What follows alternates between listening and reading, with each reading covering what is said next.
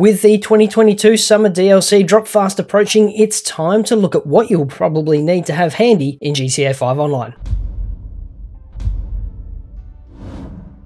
Hi and welcome back, my name's Dan and I'm an old grumpy gamer. Grand Theft Auto is a truly massive game. Between GTA 5 and the constant updates from Rockstar for GTA Online, there's no shortage of new content and interesting things to do. Join me then as we do a bit of speculation on what you'll likely need for the GTA 5 Online 2022 Summer DLC. But before we dive in, if you're new to the channel, we do how-to guides, news and giveaways, so consider subscribing and ring the bell to stay up to date. While Rockstar haven't officially announced the Summer DLC yet, it typically drops sometime in early July. And with Ned Luke's weird tweet, I'd say it'll be coming sooner rather than later. Rumour has it, and it is only rumour, but rumour has it we'll be looking at a movie-focused DLC that may or may not feature Michael. For those of you not familiar with story mode, Michael DeSanta is the crew's resident triggerman and is also a bit of a movie buff. Looking at other characters we interact with from story mode, we have Ron, who's the pilot with the Hangar business, Trevor, who's the head of a drug empire with his missions centering around illicit substances, and Franklin, who's story mode's wheelman with the contract DLC, which had a bunch of hot land-based vehicles. So given that, I personally think that it's likely we'll end up with a movie set focused series of missions with a particular emphasis on gunplay. So that likely means a few new vehicles, but most likely some new weapons. I'd also suggest the story around the DLC will be largely a solo affair, especially considering how the last few solo releases have been received by the community. In addition, with the success of the short trips, we may see a new game mode or two. Hopefully something where we can take control of Michael, Amanda, or even Solomon Richards. Right, so what does that mean we'll likely need prep for the next DLC? Again, this is only speculation, but considering Michael is a trigger man, the first thing I'd suggest is maxing your shooting. If you've not done so already, that means some time at the shooting range or down the end of Del Perro Pier. But if you're unsure of what to do, there's a link to a video in the description below that will take you through the fastest way to max your shooting stat. The next thing, as always, is money. Again, I have no idea what's coming, but let's take a look back at the last few DLCs to see what worked for them. Now I'm going to skip the HSW stuff because that's kind of a so-called E&E thing and really didn't affect a huge number of players percentage-wise. Plus I'm on PC, so it's really hard for me to review. Which brings me to the contract DLC. The entry point for this one was 2,210,000. This got you the cheapest agency building and the cheapest motorcycle club, which you needed to be able to run the main storyline. Buying absolutely everything from that DLC was nutty. With the top agency, all the cars, weapons and clothes, you could easily drop 30 mil plus. Honestly though, the sweet spot was around about $5 million